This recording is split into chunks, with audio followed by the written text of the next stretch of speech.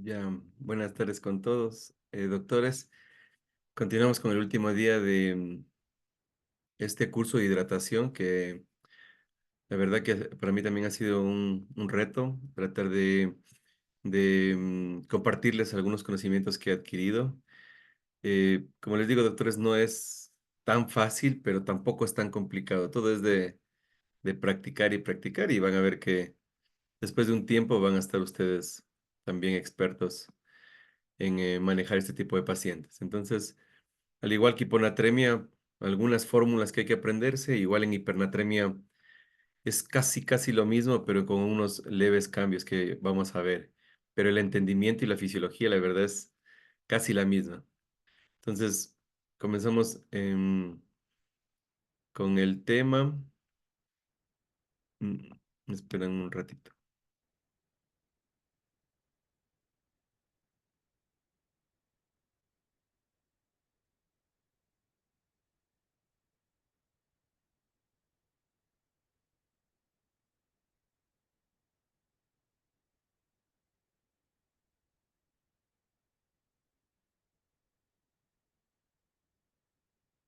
Ya. Entonces,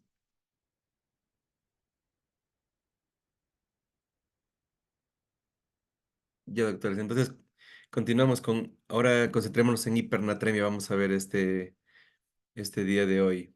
Y el sábado, como les dije, doctores, no se preocupen porque vamos a terminar de hacer algunos ejercicios con hiponatremia e hipernatremia.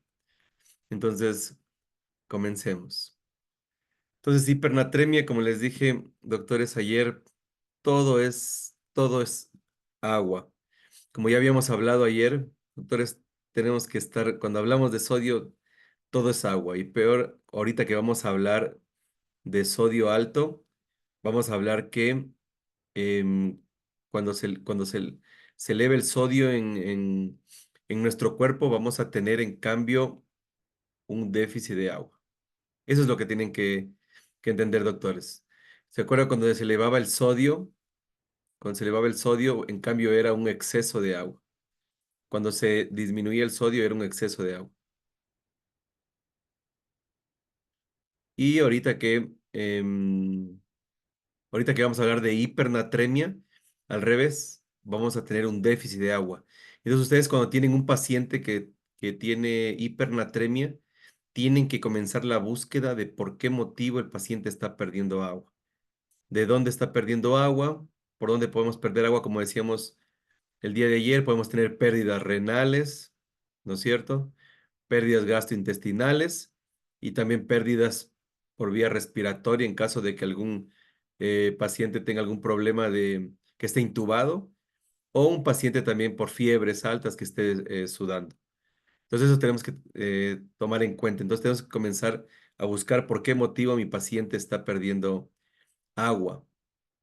Porque ya saben que el organismo mantiene un equilibrio exacto de entre el agua y el sodio y si este se pierde comienzan los problemas. Entonces, lo mismo que habíamos hablado ayer, que tenemos que tener este equilibrio osmótico. Si perdemos este equilibrio osmótico, vamos a tener, en cambio, variaciones en nuestra célula. Como les decía ayer, si nuestra célula, aquí en la parte exterior de la célula, el sodio está elevado, vamos a tener un edema de nuestra célula, ¿no es cierto?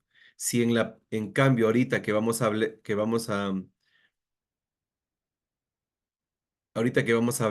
de un paciente que tenemos que el sodio se nos está elevando, lo que les decía, en cambio vamos a tener una deshidratación. Entonces eso tenemos que tener en cuenta que el líquido se mueve como estamos aquí viendo, el agua se mueve de un lugar de menor a un lugar de mayor. Si el sodio está más alto acá, entonces el agua se va a mover para acá. Sí, y al revés. Entonces cuando tenemos hipernatremia, pues vamos a tener una deshidratación de la célula porque por medio de las acuaporinas que tiene la célula va a salir el agua.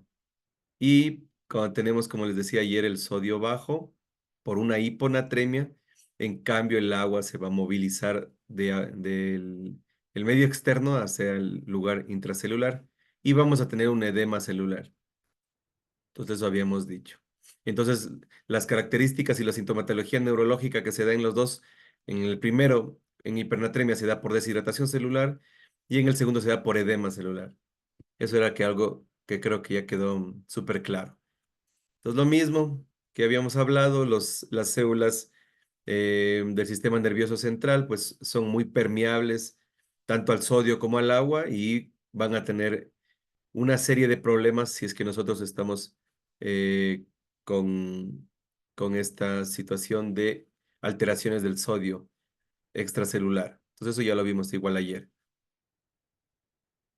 Además, quería hacer hincapié de nuevo. Yo sé que a veces parece que se toca el tema muchas veces, pero es muy importante insistir y repetirlo para poder saber cuál es lo más importante que maneja el agua en nuestro cuerpo y los electrolitos. Como les dije, el sistema renina-angiotensina-aldosterona, nuestro sistema de hormona antidiurética y estos péptidos también que son importantes, que habíamos hablado, ¿no es cierto? Uno de los importantes que igual que no hemos hablado, pero que es importante en cardiología, son estos, el péptido natriurético auricular y cerebral.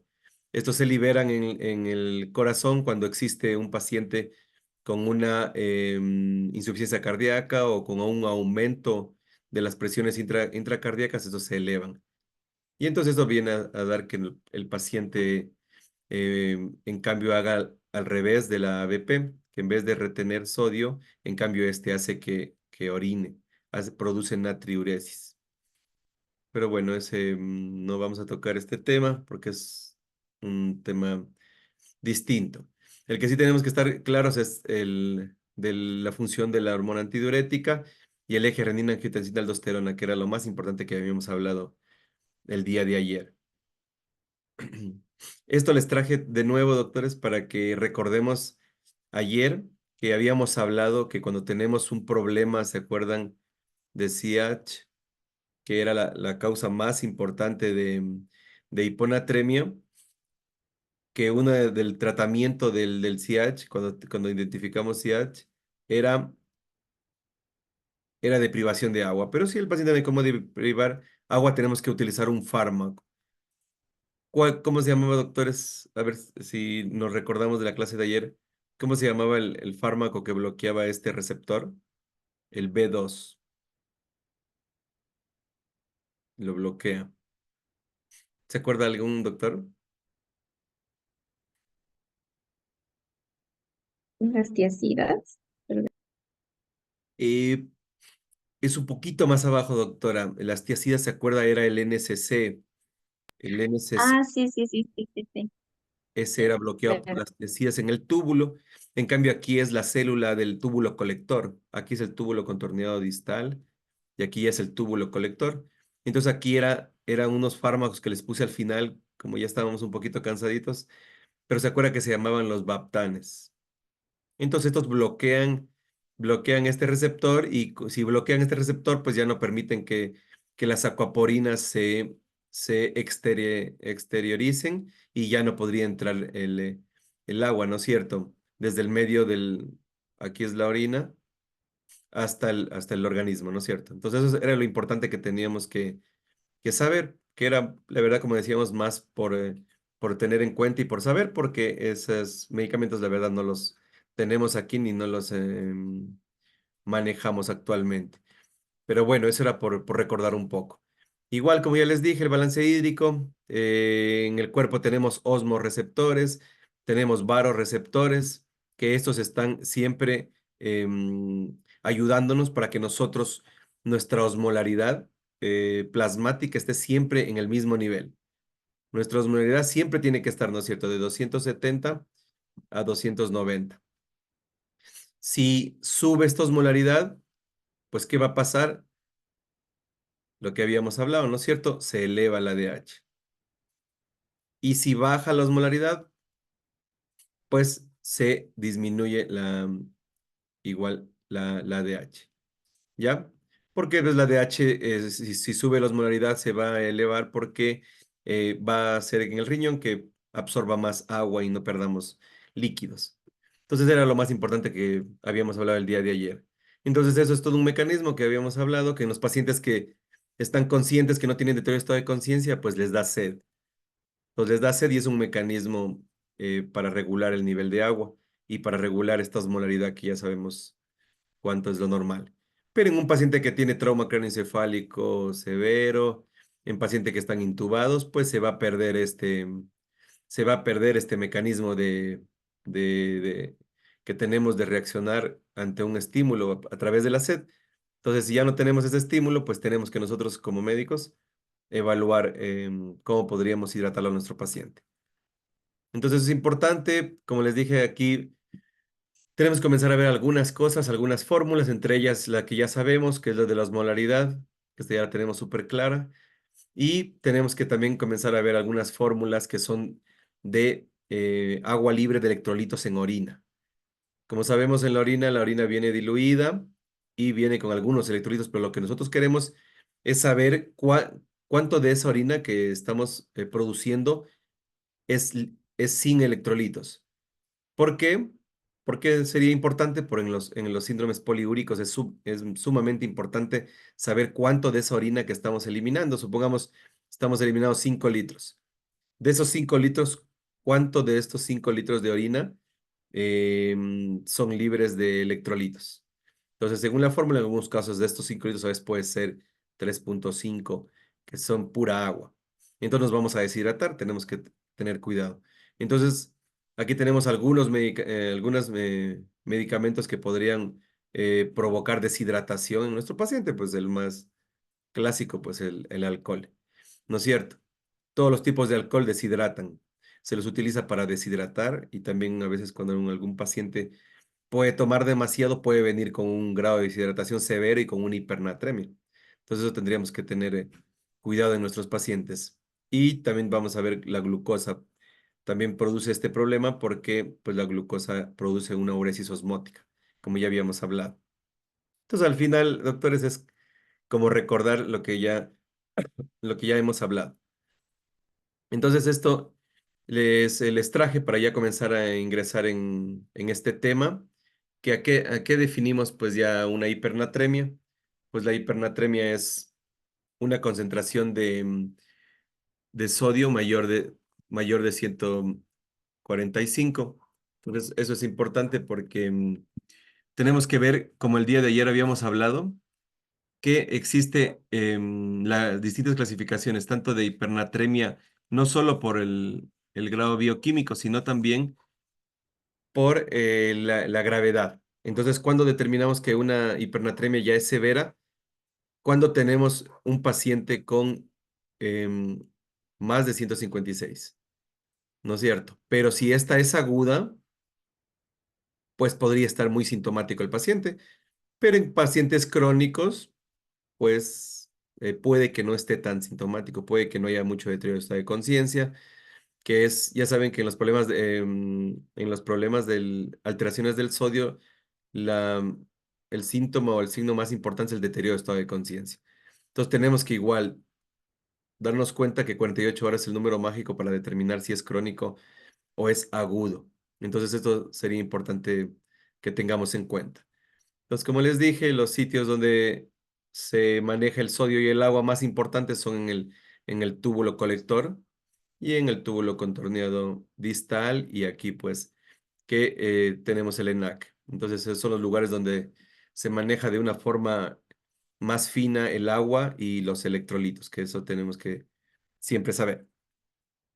Entonces, esos doctores, ¿cuáles son nuestros pacientes que están en riesgo alto de hacer este tipo de problemas?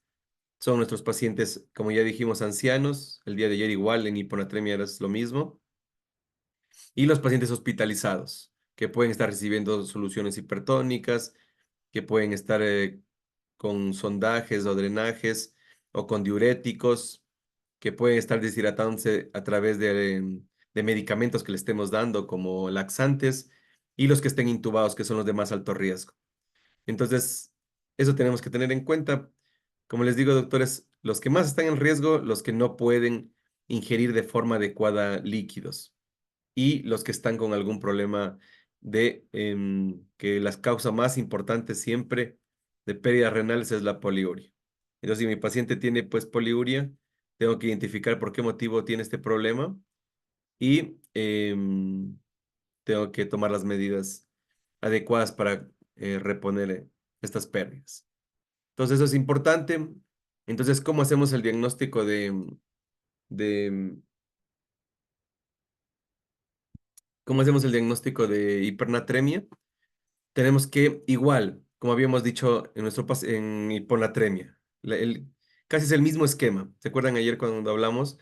Entonces, la osmolaridad. Pues la osmolaridad, de una forma obvia, pues siempre casi va a estar elevada, porque se acuerdan que en la osmolaridad plasmática toma muy en cuenta el sodio, que es 2 sodios, ¿no es cierto? Entonces, y también la glucosa y por 18.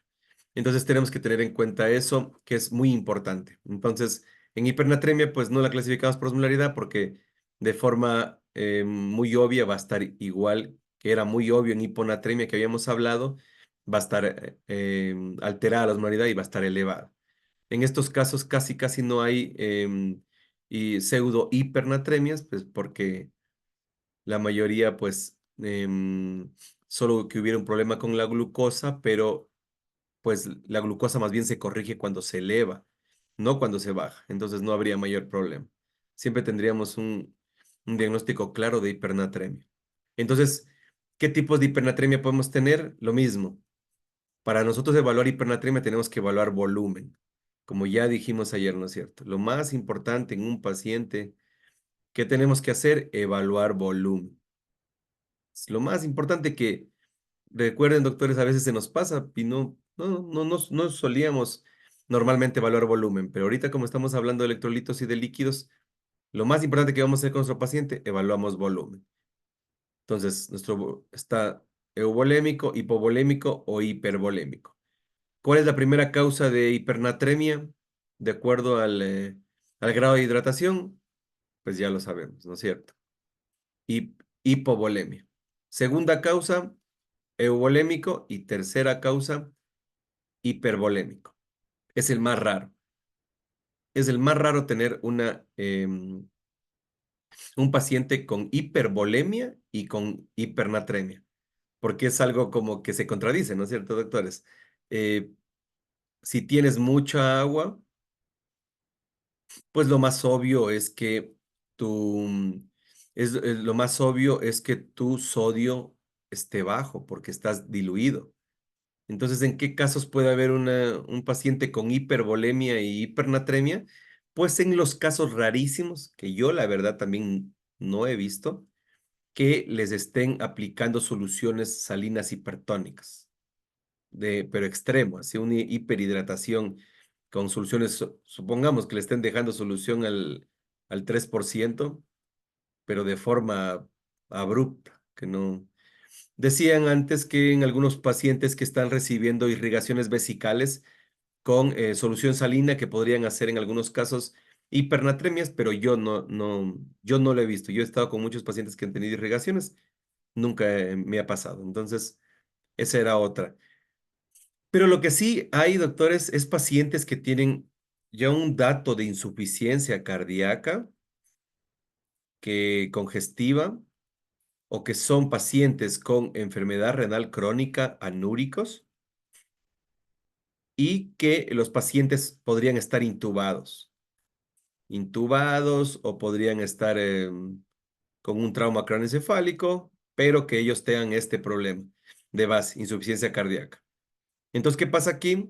Pues el paciente posiblemente, como está deshidratándose, el paciente de una forma hiperaguda, el paciente se le va a disminuir se le va a disminuir el líquido, pero va a aumentar mucho el sodio, pero lo tomaríamos como un paciente, entre comillas, hipervolémico, porque son pacientes que ellos, en su génesis de su enfermedad y su problema que ellos tienen, da que ellos sean hipervolémicos. Entonces, como les digo, doctores, es muy raro.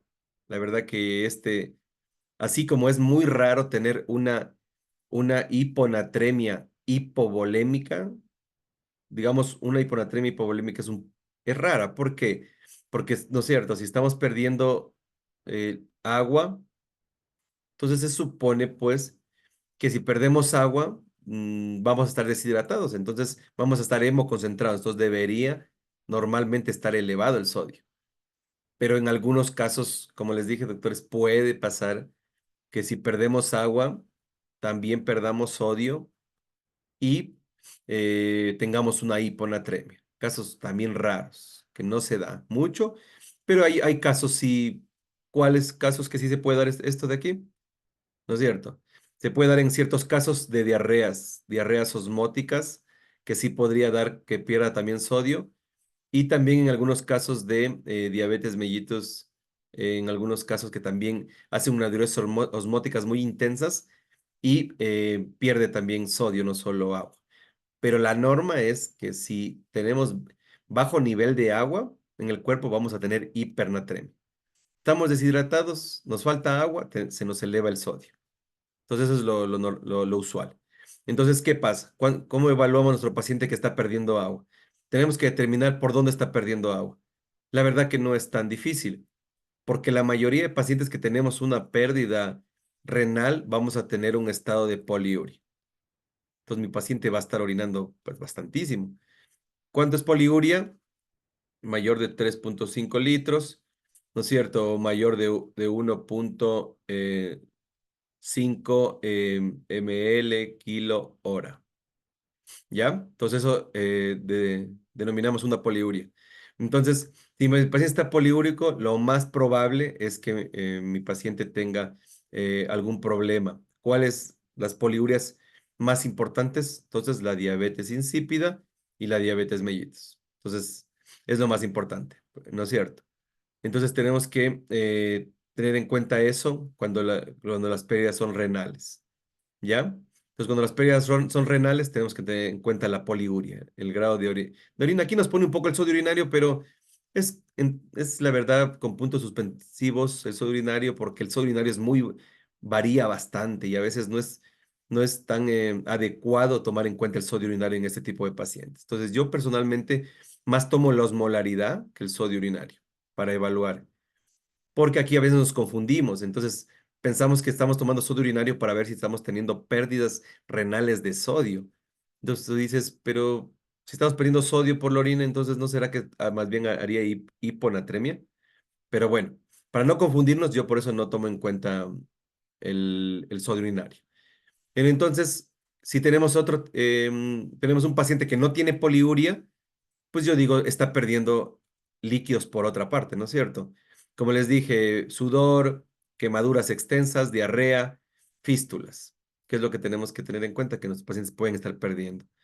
Igual, euvolémicas en estos casos de hipernatremia son un poquito complicadas de determinarlas porque sería lo mismo que la hipovolémica, pero todavía no ha llegado a perder tanto líquido. Aquí más bien podría ser que es una hipernatremia moderada, que la llamamos euvolémica, y la severa ya la llamaríamos hipovolémica. Nada más, porque no, es casi lo mismo. Y esto es punto aparte. Casi no se da.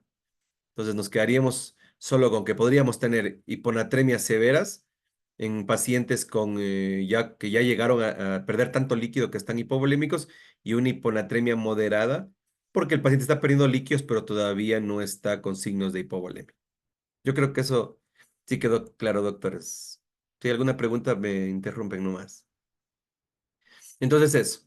Entonces lo mismo, las causas, ¿no es cierto? Si yo voy a tomar en cuenta la osmolaridad urinaria, pues si tengo una osmolaridad urinaria elevada, pues voy a pensar que mi paciente, ¿no es cierto?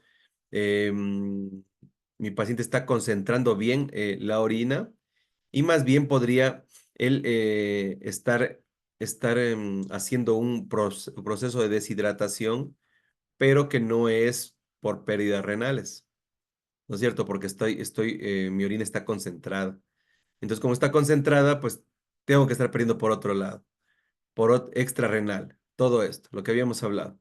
Ejercicio intenso, ventilación mecánica, fiebre y diarreas, que también puede ser, y vómitos lo más importantes. En cambio, si mi osmolaridad está muy baja, entonces yo estoy pensando que mi paciente la orina está muy diluida, ¿no es cierto?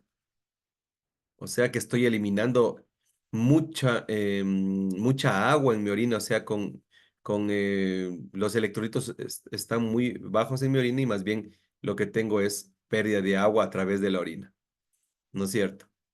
Entonces, ¿en qué casos? En diuresis osmótica, como ya habíamos hablado, las más importantes, las relacionadas con la diabetes, descompensaciones diabéticas agudas, también los diuréticos de ASA. ¿Se acuerdan que habíamos hablado que estos no son natriuréticos, sino que son medicamentos que hacen que eliminemos más bien agua?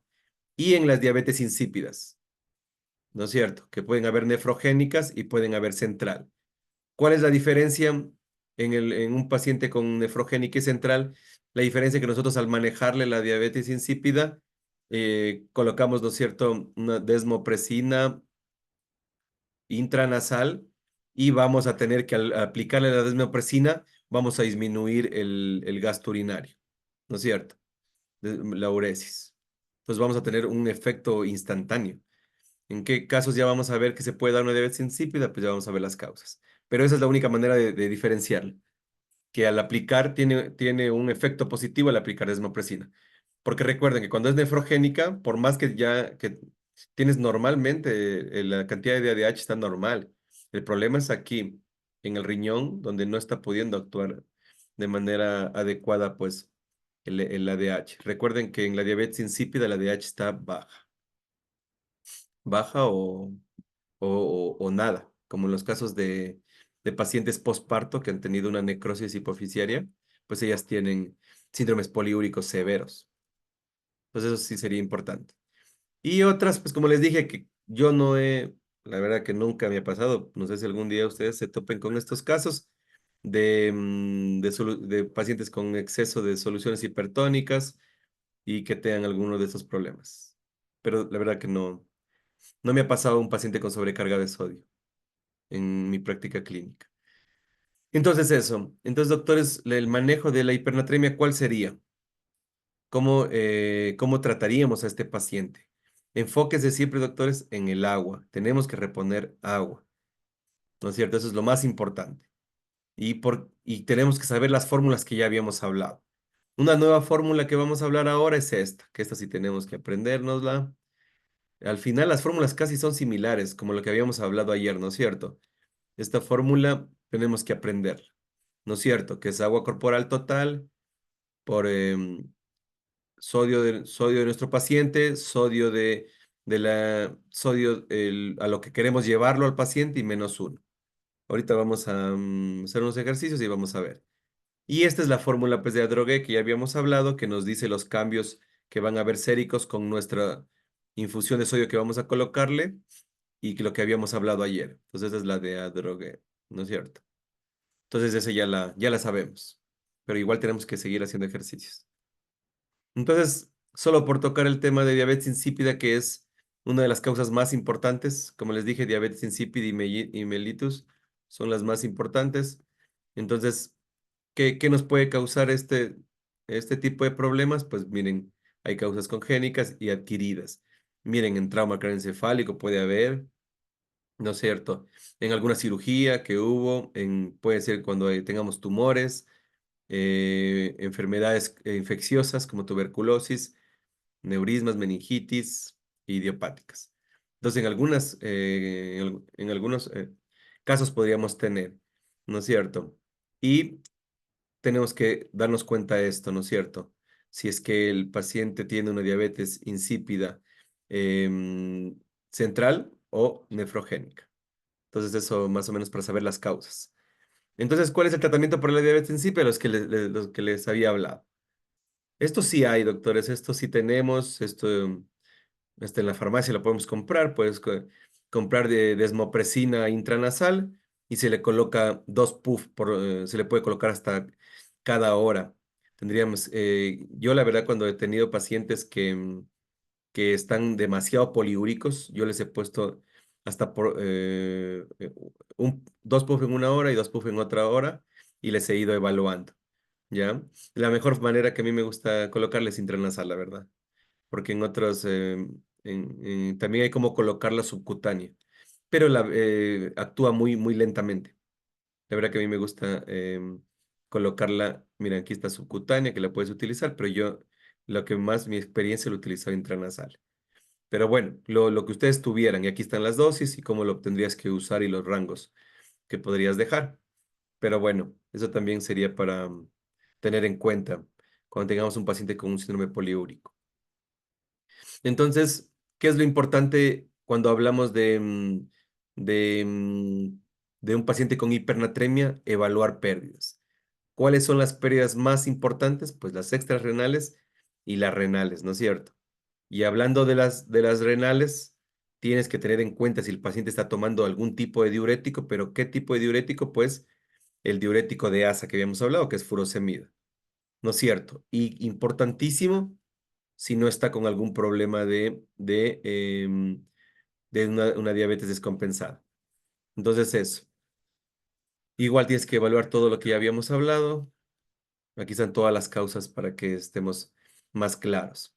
Entonces, ¿qué tenemos que hacer con nuestro paciente? Pues aparentemente esto de aquí vamos a dejar para hablar un poquito después, que esto ya es algo muy complejo, como les dije, que casi no existe, casi no se da, pero hay algunos casos que vamos a hablar. Pero en estos dos, simplemente como ya les dije, doctores, esta sería una severa y esta sería una moderada. Y en los dos tenemos que simplemente hacer una reposición del agua. Y ya vamos a ver, cuando reponemos el agua, también tenemos que ver cuánto vamos a cambiar de sodio. Porque no podemos tomar un paciente que tenga 170 de sodio y en 24 horas llevarlo a 150, ¿no es cierto? Porque no hay cómo hacer esto. Porque ya habíamos hablado que en hiponatremia máximo 8.000 equivalentes. Ya vamos a ver que en hipernatremia el rango es un poquito más alto, pero tampoco es tan alto. Y si tú haces una recorrección muy rápida también de hipernatremia, lo mismo te puede dar una mielinolisis pontina y te puede dar que el paciente ya tenga un problema neurológico severo permanente. Entonces es lo mismo, hay que tener cuidado, porque no podemos decir, no, la hipernatremia es solo dar agua, no pasa nada. Total, en el momento que tú estás corrigiendo con el agua, pues también vas a tener cambios osmóticos muy importantes. Entonces, no podrías relajarte de esa manera y corregir de una manera tan relajada también el sodio en una hipernatremia. Aunque hay un rango más grande, el cerebro soporta más este tipo de corrección, pero no tampoco de una forma tan exagerada. Entonces, ¿qué tenemos que tener en cuenta? Lo que habíamos hablado, ¿no es cierto? Si él no consumió extremadamente, si no le colocaron al paciente mucho sodio, si no le dieron soluciones hipertónicas, pues no habríamos que ahorita tocar este tema. Esto sí es importante. En diálisis yo sí he tenido pacientes que me hacen hipernatremia post-diálisis. Pero los pacientes, pues ellos regulan también su volumen y logran manejarse, pero no, nunca han sido tan severas. Pero en estos pacientes, como ya les digo, tienen que saber exactamente qué está pasando. Aquí les puse este cuadro porque se me hizo interesante que aquí da más causas para que ustedes tengan todo el abanico de posibilidades y no se les pase ninguno de las causas, ¿no es cierto? Imagínense aquí cuando tienes una diabetes insípida. Cuando les dije, cuando es central, pues puede ser por todos problemas. Miren, hasta meningitis, Guillain-Barré, anticonvulsivantes, ¿no es cierto? Problemas hipóxicos del paciente, granulomas. Y cuando es nefrogénica, ¿qué nos puede causar una diabetes insípida nefrogénica? Miren, aquí les coloqué, por eso me es interesante ponerlo a esta tabla, ¿no es cierto? Problemas electrolíticos de calcio, potasio, infecciones igual, uropatías obstructivas también, ¿no es cierto? Y algunas cosas. Y tenemos que tener en cuenta todo esto. Y importantísimo, miren, que produce una especie de diabetes insípida nefrogénica los diuréticos de AS, porque se acuerdan que bloqueaba de una forma indirecta las acuaporinas, ¿no es cierto? Porque disminuía la tonicidad medular, y entonces, por más que hubieran acuaporinas, por más que la ADH esté baja, o lo que sea, ¿no es cierto? No va a permitir que esto se reabsorba, el agua, porque no había la tonicidad medular adecuada. Entonces, eso, doctores, que eso ya lo sabemos nosotros. Entonces, Aquí les quise poner un cuadro también de lo que habíamos hablado, de poliuria. No le tomé muy bien la foto, pero más o menos sí se entiende. Poliuria, una diuresis más de 150 ml hora. ¿Se acuerdan, doctores, cuando hablábamos de descongestión en los pacientes? Entonces ellos lo estábamos, cuando les dábamos furosemida, lo estábamos llevando a una poliuria. ¿Pero por qué los llevamos a una poliuria? Porque ellos están muy congestivos. Entonces, ellos sí necesitaban estar en un estado poliúrico, pero eso era porque nosotros necesitábamos eso. Entonces, ¿qué es lo más importante que de este cuadro? ¿Cuáles son las causas más importantes de poliuria? Las diabetes, las dos tipos de diabetes. Insípida y todos los problemas que tengas en un paciente de descompensación diabética. Entonces, eso era lo que más quería que estén claros, doctores. Y ya vimos que ya sabemos muchas causas de nefrogénica, diabetes insípida y muchas causas de central, entonces ya podemos manejar nuestros pacientes y tener un algoritmo diagnóstico muy acercado. Y lo más importante de aquí, pues es esto. Y algunas otras cosas que estamos viendo aquí, pero no son tan frecuentes, ¿ya? Más frecuente es todo lo que estamos hablando de las compensaciones diabéticas. Entonces, por eso les puse ese cuadro. Entonces, los pasos para manejar la hipernatremia son cuatro. Entonces, ¿cuáles son? El primero, tengo que tener mi paciente, pues, eh, de cajón, tengo que hacer osmolaridad. Entonces, la osmolaridad es muy importante, pues tenemos que sacar la osmolaridad efectiva, que ya la sabemos, ¿no es cierto, doctores? Y también tenemos que sacar la osmolaridad urinaria, porque es importante, ¿no es cierto? Entonces, la osmolaridad urinaria, aquí les dejo de nuevo, les insisto, y les dejo, ya les he dicho algunas veces, pero nunca está de más, ¿no es cierto? Pueden utilizar esta fórmula o como ya les dije, pueden utilizar nomás, ¿no es cierto? Supongamos así, tomas este final y le multiplicas por 35 y ya está. Entonces, pero si quieren la fórmula de la osmolaridad urinaria, pues la que es con todos los electrolitos está aquí. ¿Ya? Entonces eso es importante determinar nosotros. Primer paso, osmolaridad plasmática. Segundo paso, osmolaridad urinaria. Porque recuerden, ¿no es cierto? ¿Para qué me sirve, doctor, la osmolaridad urinaria? Pues importante. Si está menos de 100, mi paciente está posiblemente con poliuria, ¿no es cierto? Mi paciente está muy diluida mi orina.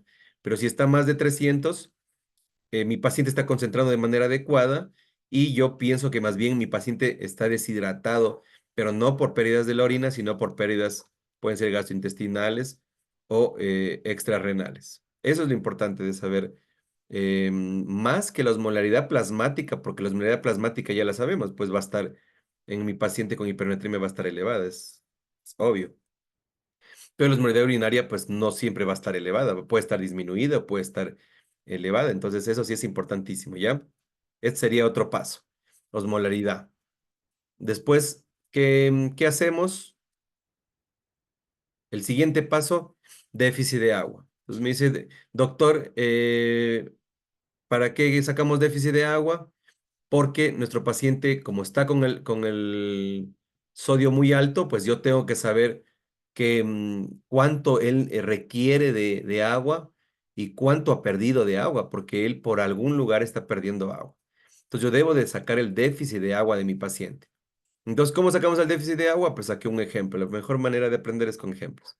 Entonces, un hombre de 80 kilogramos tiene un sodio de 158 y una glucosa, miren, súper elevada, ¿no es cierto? Algún doctor que me ayude para que sea un poquito más interactiva la clase. ¿Qué piensan que este sodio, eh, a cuánto creen que llegará con al corregir? Porque tenemos que corregir. ¿Se acuerdan que ayer dijimos? Hay que corregir siempre el sodio a la glucosa. ¿Qué creen? ¿Que va a estar muy elevado o va a estar más disminuido? ¿O más elevado o más disminuido? ¿Qué opinan, doctores? ¿Qué opinan, doctores? ¿Alguien me puede ayudar? Va a disminuirse. O sea, lo que decíamos de una pseudo hiponatremia. La verdad que uno pensaría eso, ¿no es cierto, doctora? Ujú. Sí. Pensaría eso. ¿Por qué? Porque porque uno dice, pues está muy elevado, entonces se corrige y cuando se corrige tiene que comenzar a lo normal, ¿no es cierto? Porque Ujú. recuerden, supongamos que hubiéramos tenido un 125 de sodio, ¿no es cierto? Con esta glucosa, al corregir, nos subiría por lo menos a 129, porque tiene que corregirse, ¿no es cierto? Pero el problema es que la corrección siempre es al alza, nunca es a la baja. ¿Ya, doctores? No va a disminuir al corregirle en hipernatremia, sino más bien va a aumentar, porque se acuerdan que la corrección es más bien a la baja. Por eso era una pseudo hiponatremia, porque posiblemente este sodio estaba más alto y salió muy bajo. Pero cuando tenemos un paciente con hipernatremia y nos sale una glucosa muy alta, más bien esta hipernatremia en vez de moderada era posiblemente severa. Miren, doctores, entonces corregimos el sodio por la glucosa. Hacemos la fórmula, ¿no es cierto? Que yo les dije que podría hacer esta fórmula o podríamos hacer que más o menos 1.4 o 1.6 por cada 100 que suba, ¿no es cierto? Entonces, 158, ¿no es cierto? Miren cuánto nos subió en este paciente. De 158 nos subió a 165, ¿no es cierto? Entonces, siempre la corrección del sodio con la glucosa es siempre al alza. Siempre te va a dar cuando tú tienes una glucosa muy elevada, te va a dar un sodio más bajo de lo esperado. Entonces, tú ya sabes que tu sodio va a estar más alto, ¿ya? Puedes utilizar la fórmula o puedes hacerlo como les había dicho yo. Entonces, imagínense que cuánto le subió. Más o menos 7 equivalentes subió, ¿no es cierto? Porque él está elevado, imagínense, 300, 400, 500, 600. O sea, 5 veces lo que debería estar normalmente, más o menos. Entonces, lo que les dije, si haces 5 por 1.4 más o menos, te va a dar lo mismo. Entonces yo tengo en vez de hacer esta fórmula, yo sé, yo sé hacer que por cada 100 miligramos que esté subida mi glucosa por encima de 200, pues yo le subo, ¿no es cierto?, 1.4 por cada 100. Y ahí voy sumando de acuerdo a lo que quede. Y ya, eso sería todo, una forma más rápida, pero ustedes lo pueden hacer como ustedes quieran, doctores. Entonces, eh, pues procedemos ya de una vez que hayamos calculado el sodio real de este paciente, pues corregido, hacemos el déficit de agua. Y ahí aplicamos la fórmula que les dije, doctores. Agua corporal total por sodio menos 1 dividido para 140, ¿no es cierto? Entonces, el agua corporal total en mi paciente de 80 kilogramos, 80 por 0.6, ¿no es cierto? Me sale el sodio que tenía el paciente, ya lo corregimos, ¿no es cierto? 165. Y esto dividido para 140 menos 1. ¿Cuánto me sale?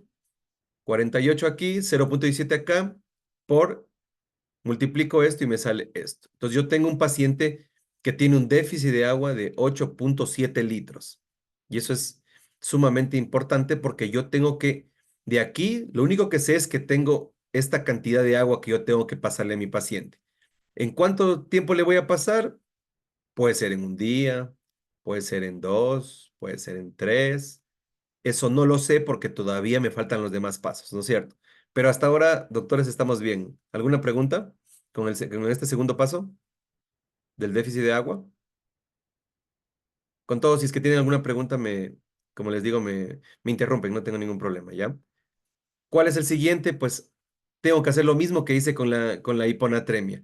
Tengo que aplicar la famosa fórmula de Drogué, este tan lindo artículo que yo les pasé, que les invito a leerlo, a analizarlo, a ver todas las fórmulas que él hizo para sacar esto. Él no es que lo hizo de la noche a la mañana ni que esto fue algo muy fácil. Esto es una serie de experimentos donde él iba aplicando nuevas fórmulas y al final quedó en que esta es la mejor fórmula. Esta la obviamos porque no vamos a meter el potasio aquí porque ya aprendimos a reponer potasio de una forma más adecuada y más práctica. Entonces, siempre acuérdense, doctores, sodio de mi infusión que le voy a colocar a mi paciente, menos sodio de mi paciente, más agua corporal total más 1. Y con eso yo predigo cuánto me va a cambiar mi sodio en sangre. Pero, doctor, ¿cuáles son las soluciones que yo puedo utilizar en mi paciente con hipernatremia? Todas estas. Puedo utilizar dextrosa al 5%, sodio al 45%, Ringer lactato y solución salina al 0,9%. Son todas las que tenemos, ¿no es cierto? Esto es la cantidad de sodio que tienen estas, entonces es sumamente importante. Acuérdense, ¿cuánto tiene la solución salina al 0,9%?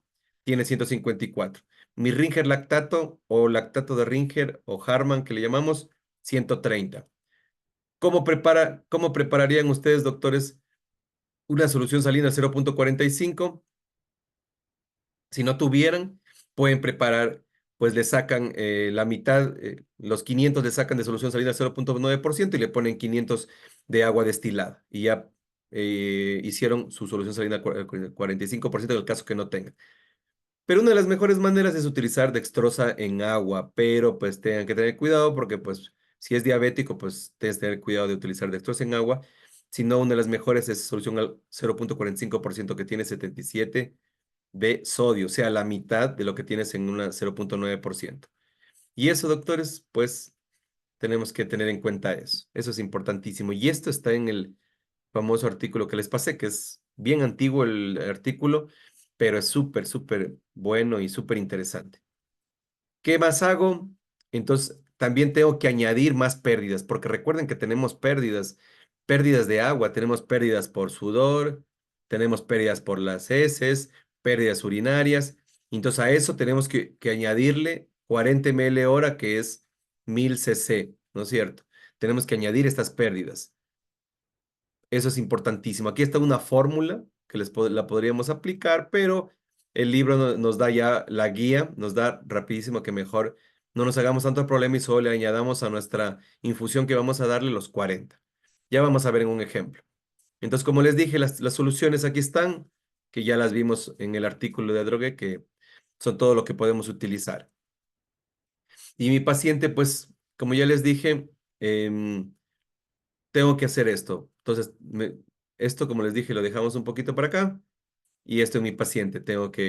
Ya sabemos, ¿no es cierto? Los pasos. ¿Cuáles son los pasos?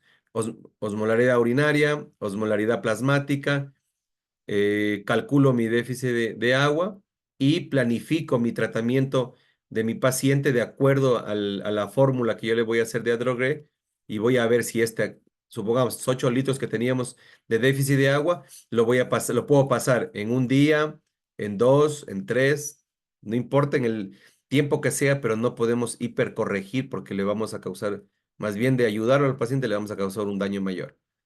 Entonces, eso es importante. Entonces, ¿cuál es el problema y cuál es el reto terapéutico en nuestros pacientes? El reto terapéutico es esto. El reto terapéutico es el tratamiento de un paciente que podríamos tener que él es hipervolémico y de una manera muy extraña, él tiene hipervolemia y aparte tiene hipernatremia. ¿Puede pasar? Sí, en casos de hipercorrección en pacientes con soluciones hipertónicas y en casos de pacientes que son ya hipervolémicos como insuficiencias cardíacas, enfermos renales crónicos. Entonces, ¿qué es lo que nos dice ahí? Que lo único que tenemos que tener en cuenta es que nunca se nos ocurre utilizar furosemida. ¿No es cierto? ¿Por qué? Porque la furosemida va a empeorar a tu paciente con hipernatremia porque la furosemida no es natriurética, la furosemida es, es urética nomás, o sea, solo elimina agua. Entonces tenemos que tener en cuenta eso. ¿Cuál es el valor del sodio urinario? Como les dije, el sodio urinario es muy importante porque nos puede predecir si nuestro paciente también está muy concentrada la orina, ¿no es cierto? Si tiene un sodio urinario más de 50, es que mi paciente está concentrando la orina y si tiene menos de 20, es que mi paciente posiblemente, ¿no es cierto?, está más diluido. Entonces eso tenemos que tener en cuenta y tener en cuenta, como les digo, que el sodio urinario cuando doy un diurético y más de ASA, pues solo me va a servir las primeras 6 horas y nada más. Eso es lo mismo que habíamos hablado cuando estábamos conversando de los pacientes de los diuréticos. Entonces, eso es lo que quiero que tengan en cuenta, doctores, que no podemos usar estos diuréticos de ASA en pacientes con hipernatremia porque vamos a empeorar el cuadro, ¿no es cierto? Entonces, ¿qué diuréticos sí podremos utilizar en un paciente con sobrecarga de sodio? Que tengamos un paciente que tenga sobrecarga de sodio, pues nunca podemos utilizar esto porque este más bien lo utilizaríamos en un paciente con hiponatremia hipervolémica, ¿no es cierto? ¿Se acuerdan? Si tengo un paciente con insuficiencia cardíaca que está con el sodio bajo, ahí sí utilizamos un furosemida. Pero en un paciente que está con el sodio alto, pues sería contraproducente porque voy a perder mucha agua. ¿Y cuál tendría que utilizar? Sí podríamos utilizar el que ya habíamos dicho. El, podríamos utilizar el el bloqueador del NSC, que son las tiazidas. Esto sí podría estar indicado en un paciente con sobrecarga de sodio. Como les digo, doctores, no se asusten, no se desesperen, porque estos casos son muy raros y nosotros como nefrólogos ha sido un reto terapéutico para nosotros. Entonces, pero yo como quiero llevarlos a ustedes a su conocimiento muy alto, les estoy tratando de dar algo, transmitiendo lo que yo he aprendido. Entonces eso, doctores, siempre hay que tener cuidado, como dicen los pacientes críticos, tenemos que tener cuidado, ¿no es cierto?, con el uso, pues, de los diuréticos y que en algunos casos a veces podríamos empeorar en vez de ayudarles a mejorar a nuestros pacientes. Entonces eso tenemos que tener cuidado. Entonces, ¿cuál es la estrategia para que manejes un paciente con hipernatremia hipervolémica? Diuréticos, dosis bajas, si es que tienes mejor las tiazidas, ¿no es cierto? Elegir la vía más fisiológica, que es colocar mejor una sonda nasogástrica y pasarle agua libre. Si tienes un paciente que tiene insuficiencia cardíaca congestiva, ¿no es cierto? Con una FEBI de 30%, no le vas a pasar intravenoso porque el paciente se te va a sobrecargar y él no va. Imagínate que el paciente con insuficiencia cardíaca, él no resiste casi que ni le pases ni a 40 cc por hora vía intravenoso, porque ellos tienen una capacidad cardíaca muy disminuida. Entonces, la vía más fisiológica, la vía oral. Si el paciente está entubado, si el paciente está con deterioro de estado de conciencia, pues colocas tu sonda nasogástrica y pasas agua libre. Y el agua libre pasas pues los 1000, pasas lo que vayas a determinar, igualito que el suero. O sea, la sonda nasogástrica sería como pasar, como que si tú tuvieras un suero o una solución que la vas a pasar intravenosa, la pasas vía sonda nasogástrica. Entonces tienes que ver qué combinación de fármacos hay natriuréticos, que podría ser las tiazidas, podría ser también ¿no es cierto? Una espironolactona, pero teniendo en cuenta el potasio, ¿no es cierto? Estos son los únicos medicamentos que son natriuréticos. Entonces tienes que indicar una velocidad adecuada para cada paciente. Entonces, ¿cuál es la velocidad de la infusión que habíamos hablado, doctores? Aquí está un artículo también, como siempre les dejo, lo pueden buscar o si desean les paso. ¿Cuál es la diferencia aquí? ¿Se acuerdan? Se hizo un estudio con 3 tipos de pacientes que se los corrigió. Algunos se los corrigió con 8 miliquivalentes en 24 horas, otros 10 y otros 12 miliquivalentes. Y se vio que en ninguno de estos hay problema. Tú puedes corregir en cualquiera de estos rangos. Y en algunos casos muy raros puedes llegar hasta 14 miliquivalentes la corrección. Pero yo me quedaría, la verdad que yo me quedaría con 10, máximo 12 que puedes corregir en estos pacientes la hipernatremia. Entonces, tú de tus 8 litros que tenías de este paciente, ¿no es cierto? Tienes que ver cuánto te va a cambiar el sodio en 24 horas con cada litro que yo le pase, o con cada 2 litros que yo le pase, y ahí yo determino cuánto y a qué velocidad de infusión le voy a dejar. ¿No es cierto? Entonces, lo que les digo de este estudio que se hizo, la diferencia, fue un estudio, pues, ¿no es cierto? Donde hubieron las dos posiciones, que una corrección lenta, una corrección rápida. Y la corrección rápida, pues no tuvo mayores problemas, si me entiendes, miren, 0 casos de edema cerebral, 0 casos de problemas de crisis convulsivas o problemas de hipercorrección que podrían ser asociados a haber dado una corrección muy rápida. Entonces, tranquilos, doctores, tienen un poquito más de carta abierta para corregir la hipernatremia, pero tampoco hay que exagerar.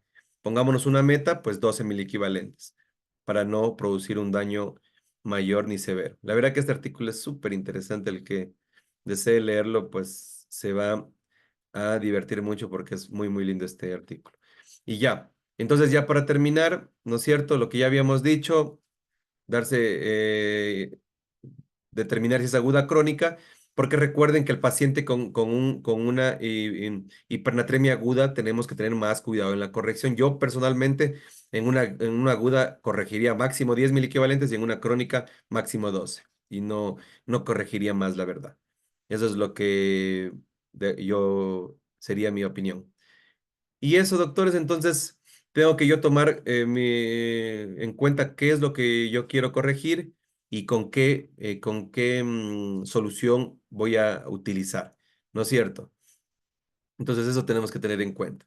Entonces aquí les pongo un ejemplo, solo para que lo estén ya practicando y yo creo que más bien, de acuerdo a lo que pasó ayer, que como que les que intenté explicar de esta manera un ejemplo, se nos hizo un poquito complejo, creo que es mejor los ejemplos ya hacerlos en persona, interactuando entre todos. Pero igual les dejo este ejemplo que es de una guía mexicana de manejo del paciente con hipernatremia. Entonces, una mujer de 60 años con un diagnóstico de 168 de sodio, que lo habían estado reanimando con soluciones isotónicas para corregir hipovolemia. Entonces, comenzamos con los pasos que habíamos dicho, doctores, que esto es sacado de una guía mexicana. Entonces, primerito, déficit de agua. ¿Cuánto tiene mi paciente de déficit de agua? Ya le hice el cálculo, 6 litros. ¿En cuánto tiempo le voy a pasar esos 6 litros? Pues todavía no lo sabemos. Vamos a ver, ¿no es cierto? Elijo el ritmo de corrección, tiene que ser, como ya les dije, miren, 10 a 12 miliequivalentes por día, ¿no es cierto? En 24 horas. Diseño mi régimen de reposición de líquidos. La verdad que yo más me gusta más me gusta a través de la fórmula de Drogué, que ya les voy a mostrar, ¿ya?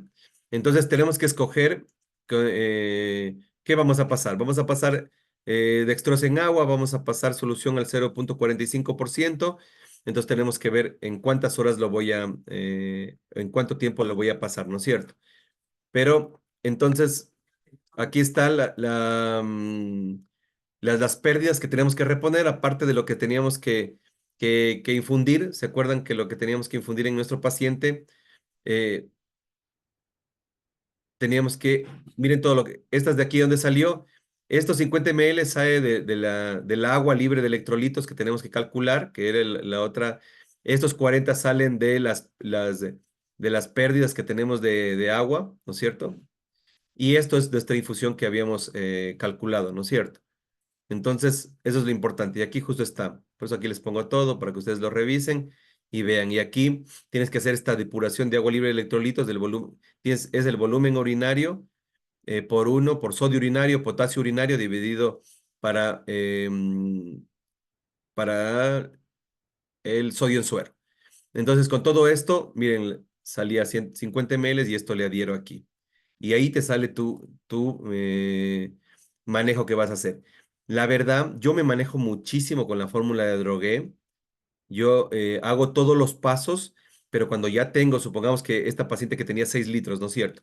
Estos 6 litros, yo hago la fórmula de Drogué y de acuerdo a mi cantidad de sodio que yo voy a poner en mi solución, pues yo determino cuánto le voy a subir en 24 horas.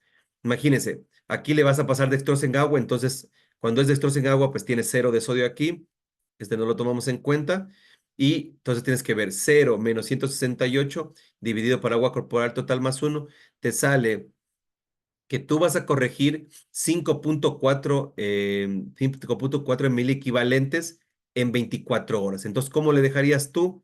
Entonces, si tienes, no es cierto, teníamos un sodio que era de 166.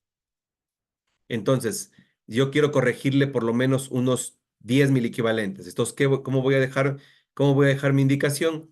Voy a dejar dextrosa al 5 un ratito. Dextrosa al 5% en agua. Entonces le dejas así, dextrosa al 5% en agua, pasar a 80 cc por hora. ¿Por qué? Porque yo ya sé que por cada 1000, ¿no es cierto? cc de mi dextrosa al 5% en agua, voy a subir 5,4. Como le voy a pasar 2000, ¿no es cierto? Aquí voy a pasar 2000, le voy a subir aproximadamente eh, unos casi 11 mil equivalentes en 24 horas. ¿Qué opinan, doctores? Creo que hipernatremia está un poquito más sencillo, pero no lo sé. Con todos vamos a realizar unos ejemplos el sábado y vamos a quedar más claros. Siento que sodio les prometo que es mucho más fácil que hipernatremia.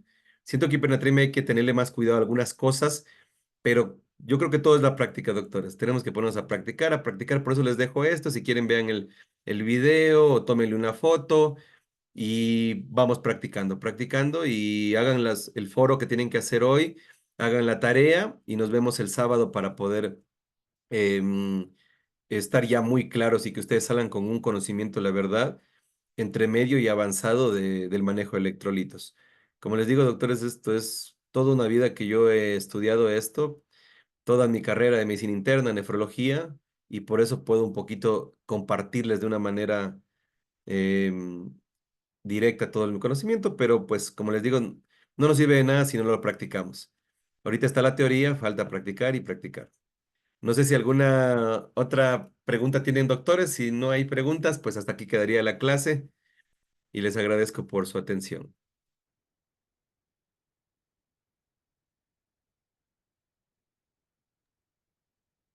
Le pausa, ¿no es cierto? Sí.